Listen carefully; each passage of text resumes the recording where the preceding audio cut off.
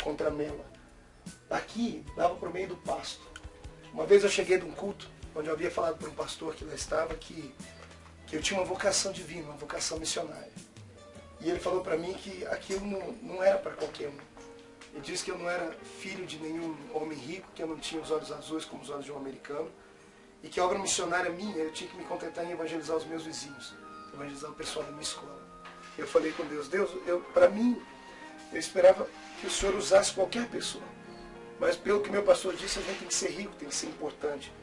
E o Senhor me enganou, porque em Isaías 6:8 diz, a quem enviarei? E quando eu disse, eis-me aqui, eu achei que o Senhor ia me aceitar, mas meu pastor disse que tem que ser rico, tem que ter olho azul, tem que ser filho de pastor, presidente, e eu não sou nada disso. E eu chorando aqui, o céu fechou, começou a chover. E eu ouvi a voz de Deus no meio dos trovões, falando assim, eu não preciso de passaporte para ir do outro lado do mundo, eu não preciso de riqueza. O Senhor disse para mim, eu preciso de um coração que tenha fé, de alguém que acredite. Nesse cômodo aqui. Eu chegava da escola, eu dormia aqui nesse cômodo, com meu avô, com o tio quando ele chegava de viagem, e a cama era uma beliche. Ficava exatamente nesse lugar aqui. Meu avô ficava deitado aqui. E às vezes eu passava noites de joelho orando aqui. Eu orava, pedia a Deus graça. Meu avô nessa época bebia muito. Então, Marquinhos, se ele não descia, batia o joelho no chão, em cima da cama mesmo ele fazia oração. Cobria a cabeça, né? Assim de joelho em cima da cama e fazendo oração. E o Marquinhos, meu pai fala, Marquinhos, pelo amor de Deus, Marquinhos, larga disso. Daí ele orava harto, não é baixinho não. Orando harto todo santo dia. E a oração do justo fez efeito, porque meu avô passou os últimos 20 anos da vida dele sem beber. E foi para o céu salvo, porque aceitou Jesus como Salvador. Diferente dos jovens de hoje, que tem brinquedo para todo lado. A gente fazia o brinquedo para brincar, né? Exatamente. Aí isso aqui era a nossa espaçonave. Um dia nós tivemos uma ideia, vamos brincar de Liga da Justiça. Isso aqui virou a nossa espaçonave. Aí cada um foi para um galho e estavam subindo para perto do sol. Imagine a ideia do jovem, da molecada. Um era o Super-Homem, outro era o Homem-Aranha, outro era o Batman. Quando estávamos chegando perto do sol, na nossa imaginação, alguém chacoalhou a mangueira desse jeito e falou, fomos atingidos por meteoros. Aí a nave começou a ter problema. Quando chegamos perto do sol, alguém gritou, está derretendo. Aí o Homem-Aranha olhou para o Batman e disse assim, olha, eu só sei usar a minha teia. O Batman olhou para o Homem-Aranha e disse, eu só sei usar meu cinto de utilidade. Olharam para mim e disseram assim, Super-Homem, só você pode nos salvar. Eu me senti um super-homem naquele dia. Fiquei em pé em cima dessa goiabeira, levantei as duas mãos para cima e disse, para o alto e avante, e pulei, velho. Quando eu caí, quebrei os dois braços, mas foi bom, porque eu passei a semana inteira andando na rua aqui com o braço quebrado, mas todo mundo falava assim, lá vai o super-homem. Super-homem com o braço quebrado, mas para mim foi bom, foi aqui. Eu era um garotinho igual esse, eu não era bonito como eles, assim, né? Mas eu era garoto como esse. Quando Conheci o Rodrigo. Rodrigo, seu irmão? Rodrigo Sacone. Eu estudei com ele. Ele é meu pai. Seu pai, Rodrigo? Eu achei que era seu irmão. Eu estudei com o pai desse garoto, olha só. Quem tem 7 anos aqui? Ninguém. Tudo mais velho? 6. 6. Eu venho aqui, eu era o tamanho desse garoto, não muito diferente dele, quando eu mudei pra cá. Era um mundo, imagina no escuro, eu morria de medo de tudo isso aqui. Essa casa era gigante pra mim.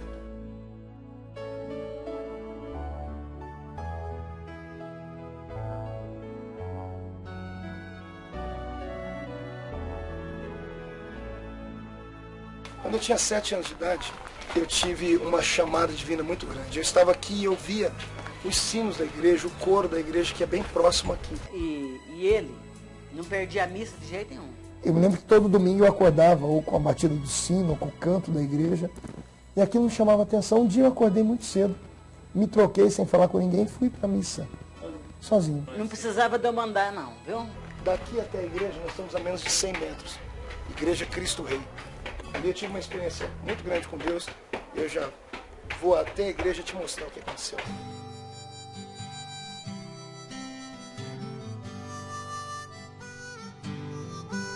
Aquelas laterais que tem, aquelas transversais que saem da igreja, ali eram as classes de catecismo. Foi ali que eu aprendi a primeira vez sobre Deus. Eu fui um dos primeiros garotos do estado de São Paulo a fazer a primeira comunhão com 10 anos de idade. Quando eu tinha 7 para 8 anos de idade, 7 anos já, com os panfletinhos na porta da igreja, eu fui elevado à categoria de coroinha. Eu começava a ajudar o padre na formação do ritual da missa. E eu me lembro que um dia, vestindo roupinhas brancas, eu estava com o pratinho das hóstias, outras crianças na minha frente, uma com vinho, outra com uns papéis, outros com uma toalha, e eu vim atrás deles. O padre cantando, as pessoas cantando, eu ouvi uma voz que estourou dentro da igreja, uma voz estrondosa, que disse que tinha um plano na minha vida. Terminado isso, a missa, eu corri até o padre para falar com ele, mas ele estava muito ocupado. É até uma história engraçada. Que eu peguei e puxei a batina dele, porque ele estava conversando com outras pessoas. Na medida que eu puxei a batina dele era a batina de uma congregação pobre. A batina se rasgou e eu acabei deixando o padre furioso. Ele virou para dar um tapa na minha orelha, ainda bem que eu era bem baixinho, saí correndo da igreja e nunca mais tive coragem de perguntar a ninguém quem é que havia falado comigo aqui dentro dessa igreja. Aí ele ia para a igreja católica, né? Ele ia, passava com a Bíblia debaixo do braço. E eu olhava ele indo, e eu já estava na igreja, eu falava para ele, Marco, não adianta você ir, você levar a Bíblia debaixo do braço e tá lá na igreja, não vai resolver. Ela me via indo com a Bíblia era emprestada da patroa da minha mãe. E ela me via com aquela Bíblia daquele tamanho, ela dizia, gordinho, você está indo para o lugar errado, não é esse o caminho. E eu falava, que caminho é o verdadeiro? Ela falou, vem aqui que eu te mostro. E ela tinha um livro de muitas figuras sobre o fim do mundo, eu acho que era dos Testemunhos de Jeová. Então eu comprei esse livro para meus filhos ver também. Eu comprei antes de ir para a igreja evangélica, né? E para meus filhos ver, né? E aí eu comecei a mostrar para ele. Eu falei, Marco, não adianta você ir na igreja católica, não adianta, porque vai ser assim o fim do mundo. Mas ela me mostrava as cenas dos prédios desabando, do fogo subindo, das pessoas caindo, a dizer assim, é para esse lugar que vão as pessoas que não conhecem Jesus de verdade. E se você não aceitar Jesus como seu Salvador, você não vai para o céu. Eu sempre fui muito medroso, sempre tive medo de escuro, medo de fantasma, sempre fui muito curioso, mas sempre fui muito medroso. Então isso tudo foi mexendo comigo. E o meu melhor amigo era filho dela, e como o filho dela era evangélico, eles foram passando para mim um pouco da filosofia da fé deles. Isso acabou impregnando a minha vida. Por quê? Porque eu creio que Deus já tinha um propósito na vida dele. Fizeram um trabalho bem na esquina, fizeram propaganda dizendo que ia ter um filme e as pessoas que fossem assistir o filme iam ganhar um presente. E eu juntei com a molecada ali na esquina para ver, e eles passaram a vida de Cristo, distribuíram o Evangelho segundo São João, o Evangelho do Amor, que era um livrinho vermelho, e as partes que Jesus falava eram grifadas em amarelo.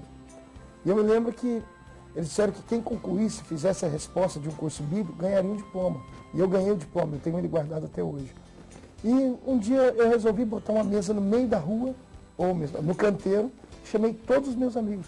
E eu comecei a dar aula para eles sobre aquilo. O pessoal da Igreja Batista me deram um diploma por causa disso. Mas eu não era nem crente nessa época e também não era mais católico. Mas a fome de Deus ainda batia dentro do meu peito. Por Deus, o que ele me falou, ele estava com 12 anos, aconteceu tudo na vida dele. Fosse um adolescente, né? Como eu sempre fui muito precoce, eu comecei a descobrir a vida com 12 anos. Comecei a frequentar os bailes.